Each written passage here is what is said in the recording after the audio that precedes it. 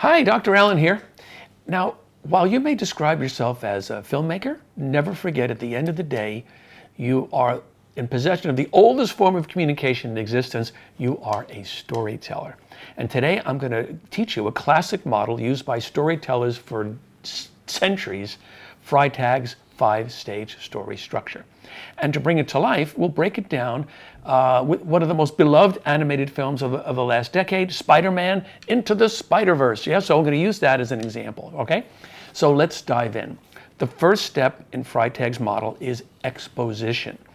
This is the setup where you establish your world, your main character, and those around them, and the central conflict. In Spider-Verse, we meet Miles Morales, a bright artistic teen struggling to adjust to a new elite school.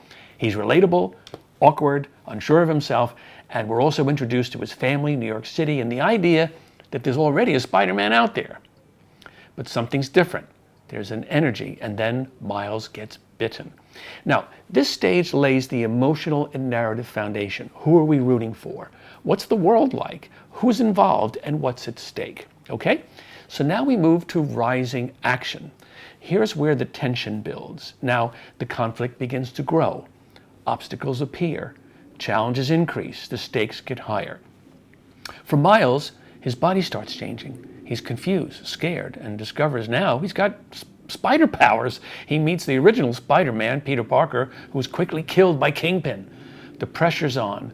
The multiverse is tearing open, and other spider people arrive. Miles doesn't feel ready. The world expects him to step up, but he's figuring out who he is. So this is a pivotal moment. The rising action is all about building pressure, emotional, external, or both. And now comes the climax, the turning point. Now, some of us associate the climax with the end, but actually it's a pivotal point in the story, the emotional narrative peak, the moment of truth. So in Spider-Verse, the climax comes when Miles is left behind, webbed up in his dorm room. Peter Parker says, "You're not ready." And then Miles' dad shows up at the door, giving a heartfelt speech to the wall. It's the emotional breakthrough. Miles makes a choice. He's ready. He breaks free, fully embraces his powers, and suits up his own black Spider-Man costume. Now, this is the moment the hero transforms. It's no longer about doubt. It's about decision and action.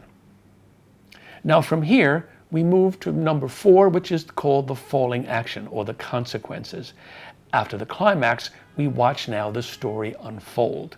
So, back to Miles. Miles returns to the Collider showdown with a full confidence. He helps each Spider-Person return to their universe. He battles Kingpin, this time on his own terms. He's creative, in control, emotionally grounded, and here, this stage gives us the relief and the release of watching the transformation play out.